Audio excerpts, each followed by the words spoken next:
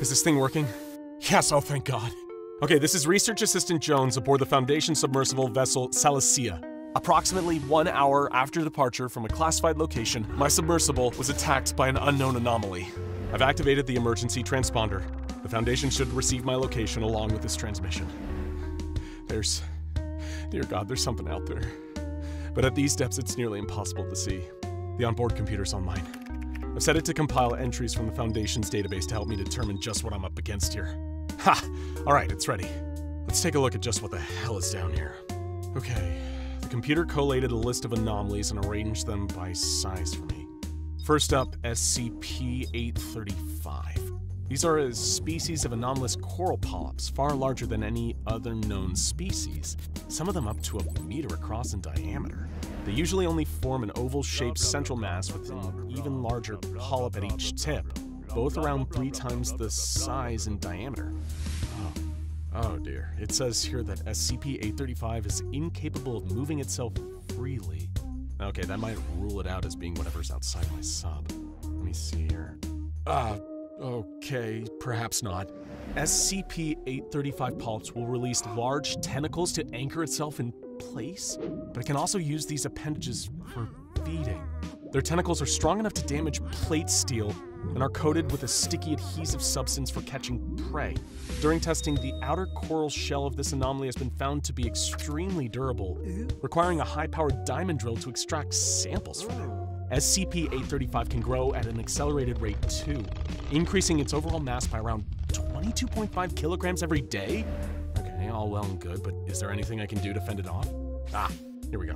SCP-835's growth can be suppressed for 24 hours with the use of certain chemicals. Okay, never mind then, I've got nothing aboard like that. Hold on, what's this? The larger polyps on either tip of SCP-835's mass will release a mass of semi-liquid matter multiple times a day, made of semi-digested solids, fecal matter, and disgusting. The mass also contains viruses, bacteria, and parasites that have only been found within SCP-835. The bacterium is referred to as 835-I5. Oh my word. Closer analysis of SCP-835 have revealed that the polyps themselves, while they might appear to be coral, are actually composed of human body parts. Bacterium 835-I5 contains within it the spores that can infect a human subject through their spinal vertebrae and will gradually turn them into an SCP-835 polyp. Oh God, that's ghastly. Somehow I don't think that's what I'm up against here. Whatever's beyond the walls of this submersible has to be much larger. Let's see here. How about SCP-3932? Okay, it seems that it's not an undersea creature, but a sound that affects aquatic mammals. The designation refers to a vocalization that can transform dolphins, whales, or other porpoises that hear it into SCP-3932 Delta. These aquatic anomalies are physically and genetically identical to non-anomalous dolphins. However, the core difference is that they will possess anomalous sapience after hearing SCP-3932. Well, I'm sure it's not a pod of sapient dolphins out there that are attacking me. Sapient orcas, I could believe. Wait a minute. Here, instances of SCP-3932 Delta possesses minor psychokinetic capabilities. Well, that would explain why my sub's been rocking around so violently. In addition, SCP-3932 Deltas can recreate the same SCP-3932 sound to grant other members of their pod the same human-like level of sapience? Since having gained this intelligence, 3 separate dolphin empires have arisen. The Great Barrier Reef Confederacy, the Great Barrier Reef Empire in Exile, and the Dolphins Communist Republic of Indonesia. With the aid of the SCP Foundation, communications between these 3 empires has been enabled by teaching the instances of SCP-3932 Delta Dolphins Australian Sign Language and providing them with gloves in order to communicate. According to the entry here, they even have their own political climate. How fascinating. The relations between the 3 groups are said to be strained, but gradually improving. Well, it hardly seems like they'd be the ones attacking my submersible. How about these, though? SCP-3934, only a couple of numbers up from the previous aquatic nightmare. It seems that these are species of, my goodness, anomalous plesiosaurs? My God, Those could grow to around 15 or 16 feet long. Wait a moment though. It says here that SCP-3934s are only around half that size. They're miniature plesiosaurs. Classification is Plesiosaurus pygmaeus, with males only ever growing to just over 6 feet, and females averaging around 5.5. Oh, that makes sense. Of course they were anomalously engineered by Marshall Carter and Dark LLP. No doubt to be held captive in some grotesque tourist attraction. Ugh, those money-hungry leeches. Though created using anomalous means, SCP-3934 instances have no anomalous biology and were intended by Marshall Carter and Dark to be sold to wealthy individuals in order to capitalize on the urban legend of the Loch Ness Monster? Typical. Hold on, it also says that all instances of SCP-3934 subsist on a diet of fish and aquatic flora. Seems unlikely they'd take a chomp at my sub. Okay, next entry on the list, here we go. SCP-1128. That's odd, there doesn't seem to be any descriptions of its appearance here. How helpful. Oh, I see. SCP-1128 is an aquatic anomaly that will attack anyone that receives a full description of its appearance whenever they enter any body of water. The description of SCP-1128 must be avoided entirely or limited at most. All detailed written descriptions of SCP-1128's appearance have been expunged from record, and any handmade or photographic images of the creature have all been destroyed. Those who are exposed to its description will suffer an attack from the aquatic horror.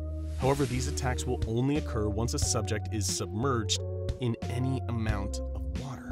Once this occurs, the anomaly will appear instantaneously at their location, and its ability to transport itself in this way has made it difficult for the Foundation to capture.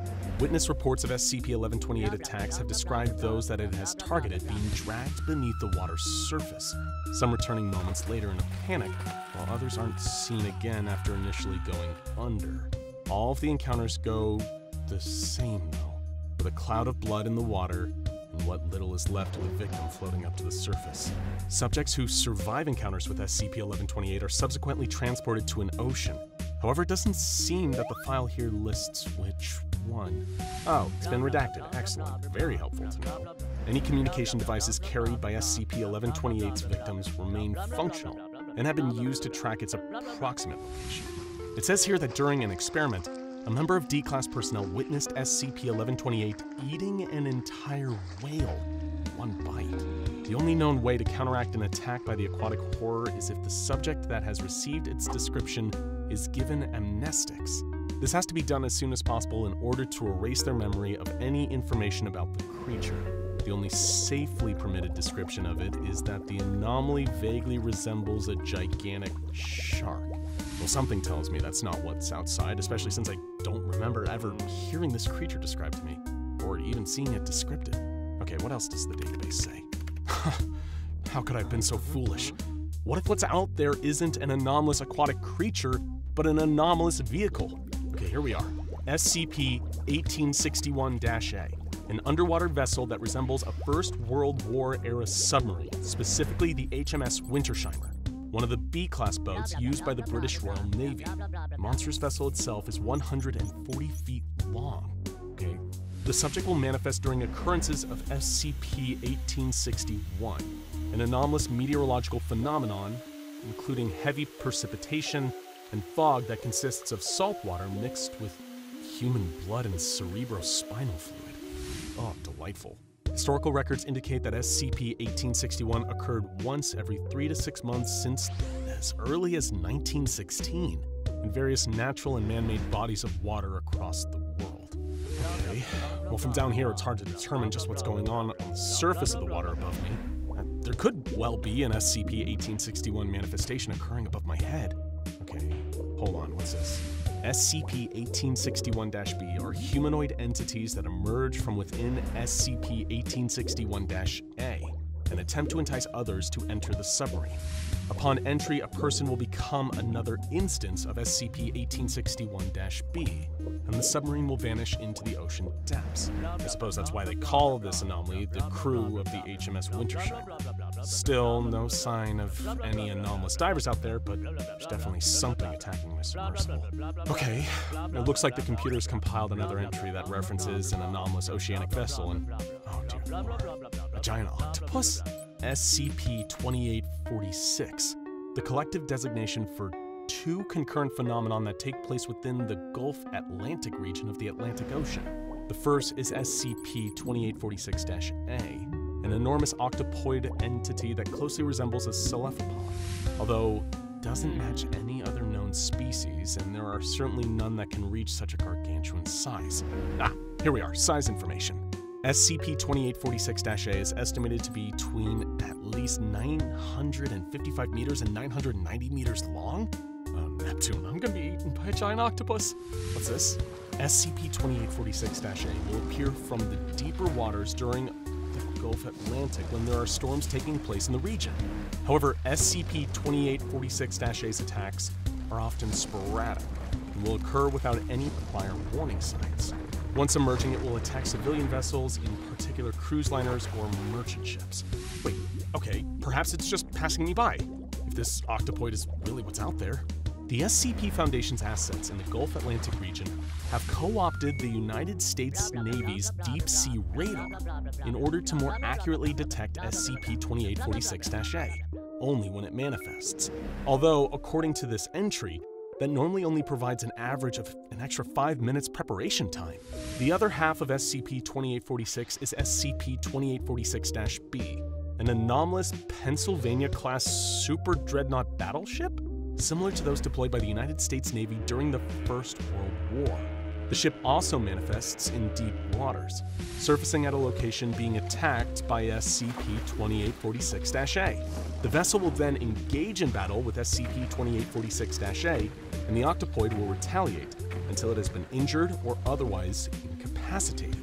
If that giant octopus really was down here, this anomalous ship would have appeared to take care of it by now, I'm sure of that. Oh, come on, computer, what else could be out there?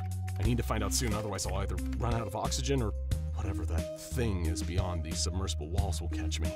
Okay, let's take a look at this one. Oh my word.